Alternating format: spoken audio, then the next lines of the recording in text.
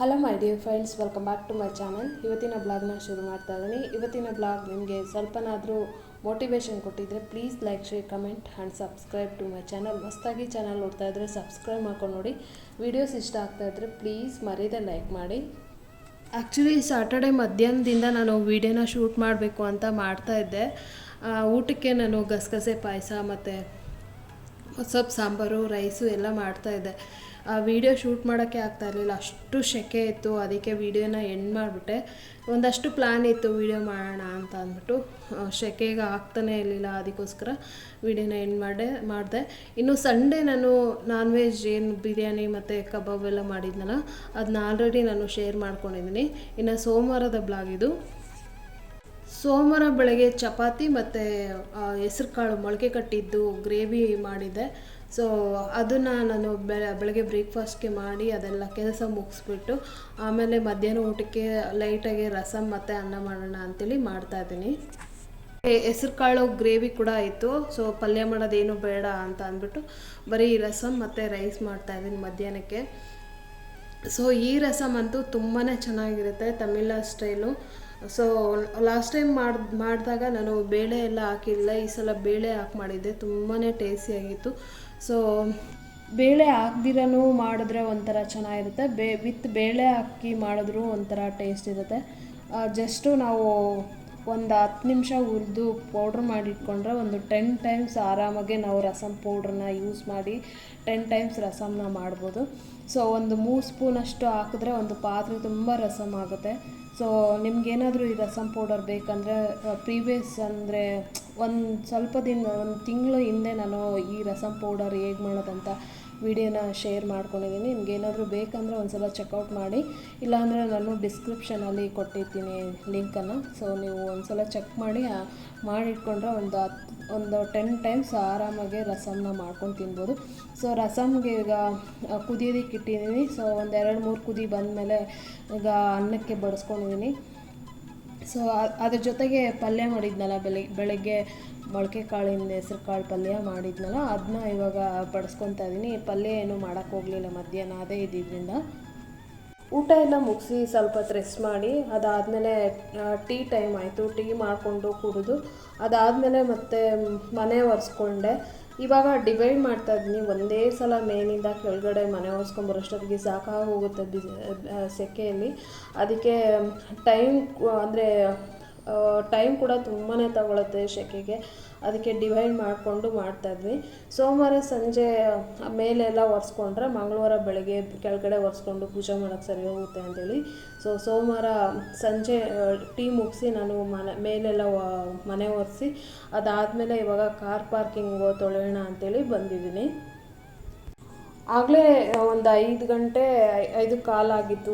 ಕೆಳಗಡೆ ನಾನು ಇದನ್ನು ಕಾರ್ ಪಾರ್ಕಿಂಗ್ ವಾಶ್ ಮಾಡೋಕ್ಕೆ ಬಂದಾಗ ಕತ್ಲೆ ಆಗಿಬಿಡುತ್ತೆ ಅಂತ ಹೇಳ್ಬಿಟ್ಟು ಬೇಗ ಗೇಟೆಲ್ಲ ಕ್ಲೀನ್ ಮಾಡ್ಕೊಂಬಿಡೋಣ ಅಂಥೇಳಿ ಒಂದು ಸ್ಪಾಂಜ್ ಸಿಕ್ತು ನನಗೆ. ಅದಕ್ಕೆ ಒಂದು ಸ್ವಲ್ಪ ಸೋಪ್ ಪೌಡರೆಲ್ಲ ಹಾಕ್ಬಿಟ್ಟು ಸ್ಪಾಂಜ್ ತಗೊಂಡು ಫಸ್ಟು ಗೇಟೆಲ್ಲ ಉಜ್ಕೊತಾ ಇದ್ದೀನಿ. ಸೊ ಮನೆ ಒರೆಸ್ದಾಗಲೆಲ್ಲ ಒಂದು ಸ್ವಲ್ಪ ಉಜ್ಜಿ ವಾಶ್ ಮಾಡ್ಕೊಬಿಡ್ತೀನಿ, ಯಾಕೆಂದರೆ ವೈಟ್ ಪೇಂಟ್ ಆಗಿರೋದ್ರಿಂದ ಸೊ ತುಂಬ ಗಲೀಜು ಆಗ್ತಾ ಇರುತ್ತೆ. ಅದಕ್ಕೆ ಯಾವಾಗ ತೊಳೆದ್ರೂ ಒಂದು ಸ್ವಲ್ಪ ಹಾಗೆ ಟಚಪ್ ಮಾಡಿಕೊಂಡ್ರೆ ನೀಟಾಗಿರುತ್ತೆ.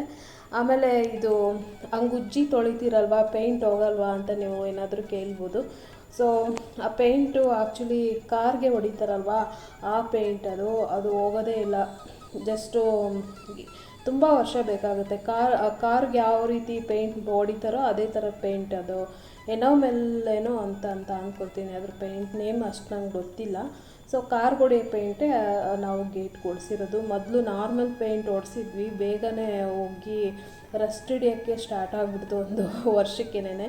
ಸೊ ಅದಕ್ಕೆ ಆವಾಗಲೇ ನಮ್ಮ ಪೇಂಟರ್ ಹೇಳಿದರು, ಸೊ ಈ ಕಾರ್ಗೆ ಹೊಡಿಯೋ ಪೇಂಟ್ ಹೊಡಿಸ್ಬೇಕು ಸರ್ ಇದಕ್ಕೆ ಗೇಟ್ಗೆ ಅಂತ. ಆವಾಗ ನಾವು ನೋಡೋಣ ಅಂತೇಳಿ ಬಿಟ್ಟಿದ್ವಿ. ಬಟ್ 1 ತಿಂಗಳಿಗೆ ರಸ್ಟ್ ಹಿಡಿಯೋದಕ್ಕೆ ಸ್ಟಾರ್ಟ್ ಆಯ್ತಲ್ವ, ಆಮೇಲೆ ಮತ್ತೆ ಕರೆಸಿ ನಾವು ಇದನ್ನು ಹೊಡಿಸಿದ್ದಾಯಿತು. ಹಾಗಾಗಿ ಎಷ್ಟೇ ಉಜ್ಜಿ ತೊಳೆದ್ರೂ ಏನೂ ಆಗೋಲ್ಲ. ನಾವು ಕಾರ್ನ ಯಾವ ರೀತಿ ತೊಳೆದಷ್ಟು ಶೈನಿಂಗ್ ಬರುತ್ತೋ ಅದೇ ರೀತಿಯಾಗಿ ಶೈನಿಂಗ್ ಬರುತ್ತೆ.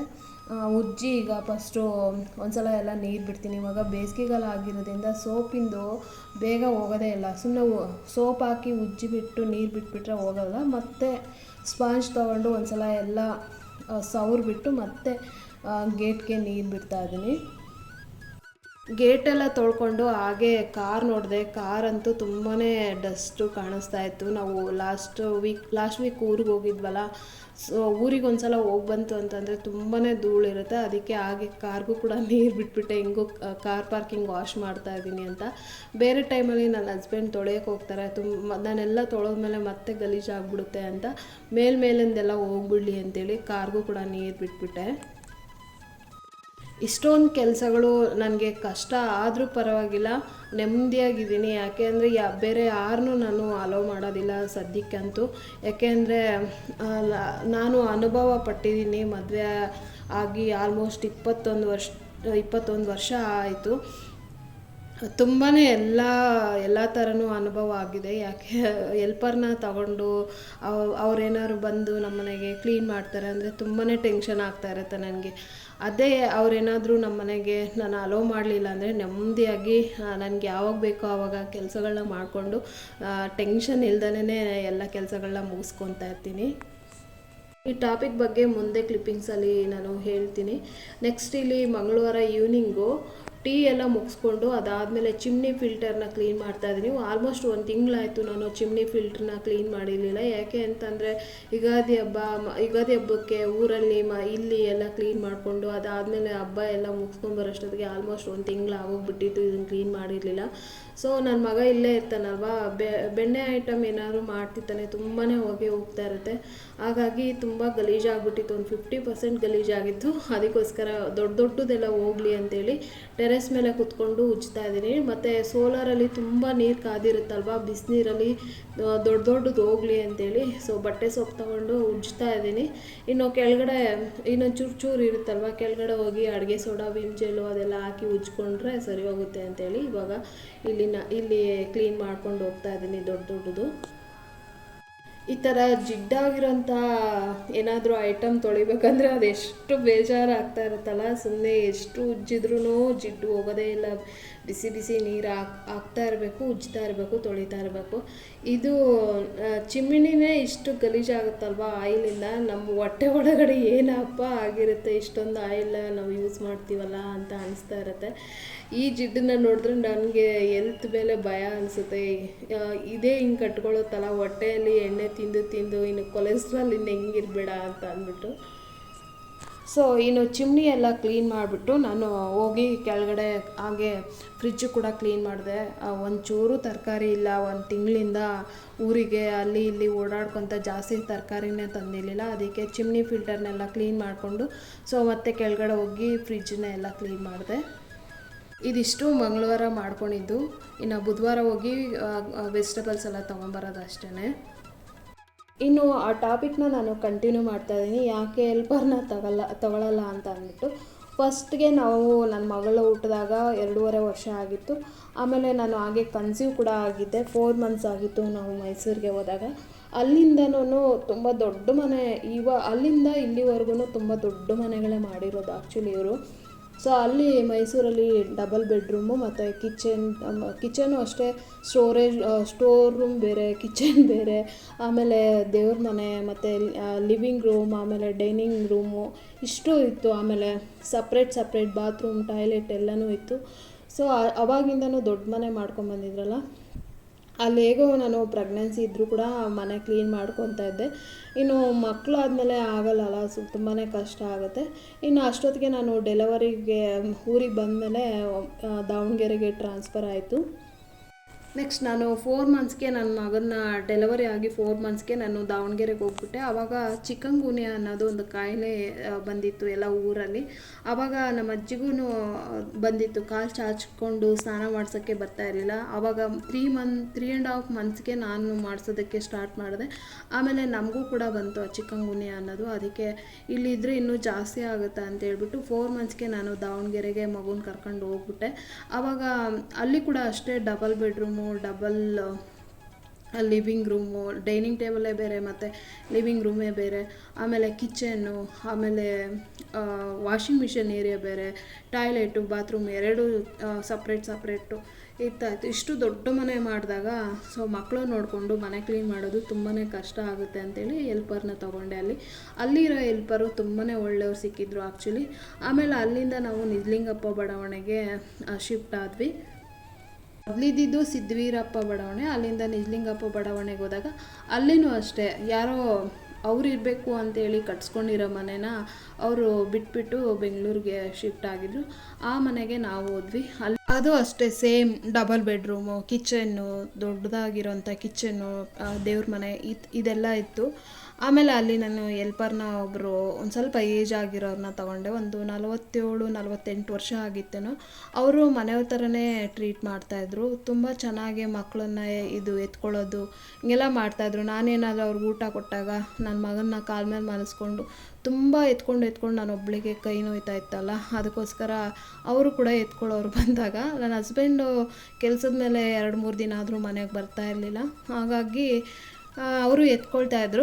ಸರಿ, ಅವ್ರಿಗೇನಾದರೂ ತಿನ್ನೋದಕ್ಕೆ ಊಟ ಅಂತ ಕೊಟ್ಟಾಗ ನನ್ನ ಮಗನ್ನ ಕಾಲ ಮೇಲೆ ಮಲಸ್ಕೊಳ್ಳೋದು ಎಲ್ಲ ಮನೆಯವ್ರ ಥರನೇ ನಂಬಿಸ್ಬಿಟ್ಟಿದ್ರು ನನಗೆ. ಒನ್ ಟೈಮ್ ಏನಾಯಿತು ಅಂತಂದರೆ ನನ್ನ ಹಸ್ಬೆಂಡು ತರೋದಕ್ಕೆ ಅಂಥೇಳಿ ನನ್ನ ಕಾಸು ಕೇಳಿದ್ರು. ನನ್ನ ಪರ್ಸಲ್ಲಿ ಒಂದು 5,000 ರೂಪಾಯಿ ದುಡ್ಡಿತ್ತು. ಸೊ ಒಂದು 2,000 ರೂಪಾಯಿ ಅವ್ರಿಗೆ ಕೊಟ್ಬಿಟ್ಟು ನಾನು ಮನೆ ಮುಂದೆಗಡೆ ಒಂದು ಕಾರ್ ನಿಲ್ಸೋದಕ್ಕೆ ಪಾರ್ಕಿಂಗ್ ಇತ್ತು, ಅಲ್ಲಿ ಜೋಕಾಲಿ ಹಾಕಿದ್ವಿ ನಾವು. ಮಕ್ಕಳನ್ನ ಆಟ ಆಡಿಸ್ತಾ ಆ ಪರ್ಸ್ನ ಅಲ್ಲೇ ಬಿಟ್ಬಿಟ್ಟೆ. ನನಗೆ ಅವತ್ತು ಕಿವಿ ನೋವಿತ್ತು, ಅದಕ್ಕೋಸ್ಕರ ಅದು ಪರ್ಸ್ನ 3,000 ರೂಪಾಯಿ ದುಡ್ಡಿತ್ತಲ್ವ, ಆ ಪರ್ಸ್ನ ಅಲ್ಲೇ ಬಿಟ್ಬಿಟ್ಟೆ. ಆವಾಗ ಆ ಆಂಟಿ ಎತ್ಕೊಂಡು ಹೋಗ್ಬಿಟ್ರು. ಅವತ್ತಿಂದನೂ ನನಗೆ ಭಯ ಆಗುತ್ತೆ ಹೆಲ್ಪರ್ನ ತೊಗೊಳೋದಕ್ಕೆ. ಅವರಿಲ್ಲ, ಅವ್ರ ಮನೆಗೆ ನಾನು ಹೆಲ್ಪರ್ನ ಇದಕ್ಕೆ ಅಲೋ ಮಾಡಲ್ಲ. ಅವರಿಲ್ಲ ಅಂದರೆ ನೆಮ್ಮದಿಯಾಗಿ ನನಗೆ ಯಾವಾಗ ಬೇಕೋ ಆವಾಗ ಕೆಲಸಗಳನ್ನ ಮಾಡ್ಕೊತೀನಿ. ಇದು ಹೆಲ್ಪರ್ನ ತೊಗೊಳ್ದಿರೋದಕ್ಕೆ ರೀಸನ್ನು. ಎಲ್ಲರೂ ಹಾಗೆ ಇರ್ತಾರೆ ಅಂತ ಹೇಳೋಕ್ಕಾಗಲ್ಲ, ಕೆಲವರು ಆ ರೀತಿ ಇರ್ತಾರೆ ಅಷ್ಟೇನೆ. ಲಾಸ್ಟ್ ಟೈಮ್ ನಾನು ಈ ಬುಕ್ನ ತೋರಿಸಿದಾಗ ಒಂದು ಇನ್ಫಾರ್ಮೇಷನ್ ನಿಮ್ಮ ಜೊತೆ ಶೇರ್ ಮಾಡ್ಕೊಬೇಕಾಗಿತ್ತು. ಆ್ಯಕ್ಚುಲಿ ಯಾವತ್ತು ಮಿಸ್ ಆಯಿತು. ಇಲ್ಲಿ ಸ್ಟೆಪ್ಸ್ ಹತ್ತಿ ಹೋಗ್ಬಾರ್ದು. ಆ್ಯಕ್ಚುಲಿ ಇಲ್ಲಿ ಸ್ಟೆಪ್ಸಿಂದ ಪಕ್ಕದಲ್ಲಿ ಒಂದು ಆಂಜನೇಯ ಸ್ವಾಮಿದು ಪಾದುಕೆಗಳಿದೆ. ಪಾದುಕೆಗಳ ಹಿಂದ್ಗಡೆ ನಮಗೇನಾದರೂ ಕೆಲಸ ಆಗಬೇಕು ಅಂದರೆ ಒಂದು ಅದನ್ನು ಅಂಟಿಸಿದ್ದಾರೆ ಗೋಡೆಗೆ. ಏನಾದರೂ ನಮಗೆ ಕೆಲಸ ಆಗಬೇಕು ಅಂತ ಏನಾದರೂ ಅಂದ್ಕೊಂಡು ನಾವು ಕಾಯಿನ ಅಂಟಿಸಿದ್ರೆ ಹಾಗೆ ಅಂಟ್ಕೊಂಡ್ಬಿಡುತ್ತೆ, ಆಗಲ್ಲ ಅಂದರೆ ಉದುರೋಗ್ಬಿಡುತ್ತೆ. ಸೊ ಇದನ್ನು ಶೇರ್ ಮಾಡ್ಕೋಬೇಕಂತ ಅಂದ್ಕೊಂಡಿದ್ದೆ, ಅವತ್ತು ಮರ್ತೋಯ್ತು. ಅದಕ್ಕೆ ಇವಾಗ ಶೇರ್ ಮಾಡ್ಕೊತಾ ಇದ್ದೀನಿ. ನಾನು ಕೂಡ ಅಂಟಿಸಿದ್ದೆ ಯೂಟ್ಯೂಬ್ ಚಾನಲ್ಲು. ಈ ಚಾನಲು ಸ್ಟಾರ್ಟ್ ಮಾಡೋದಕ್ಕೂ ಮುಂಚೆ ನಾನು ಯೂಟ್ಯೂಬ್ ಚಾನಲ್ ಸಕ್ಸಸ್ ಆಗುತ್ತಾ ಅಂತ ಅಂಟಿಸಿದ್ದೆ. ಅದು ಅಂಟ್ಕೊಂಡಿತ್ತು ಆಗುತ್ತೆ ಅಂತ. ಅದಾಗಿ ಒಂದು 2 ತಿಂಗಳಿಗೆ ನನ್ನ ಚಾನಲ್ ಸಕ್ಸಸ್ ಆಯಿತು. ಸೊ ನೀವು ಯಾವಾಗಾದರೂ ಪಂಚಮುಖಿಗೆ ಏನಾದರೂ ಹೋದರೆ ಆ ಕಾಯಿನ ಅಂಟಿಸಿ ನೋಡಿ, ನಿಮಗೇನಾದರೂ ಕೆಲಸ ಆಗಬೇಕು ಅನ್ನೋದು ಇದ್ದರೆ. ಇದನ್ನು ಹೇಳ್ಬೇಕಾಗಿತ್ತು, ಅದಕ್ಕೆ ಇವತ್ತು ಶೇರ್ ಮಾಡಿಕೊಂಡೆ. ಸೊ ಇದಾಗಿತ್ತು ಫ್ರೆಂಡ್ಸ್ ಇವತ್ತಿನ ಬ್ಲಾಗ್ ಇಷ್ಟ ಆಗಿದೆ please like, share, comment and subscribe to my channel. ಹೊಸದಾಗಿ ಚಾನಲ್ ನೋಡ್ತಾ ಇದ್ದರೆ ಸಬ್ಸ್ಕ್ರೈಬ್ ಮಾಡ್ಕೊಂಡು ನೋಡಿ. Thank you for watching my video. Next ವಿಡಿಯೋದಲ್ಲಿ ಸಿಗೋಣ. ಅಲ್ಲಿವರೆಗೂ ಬಾಯ್.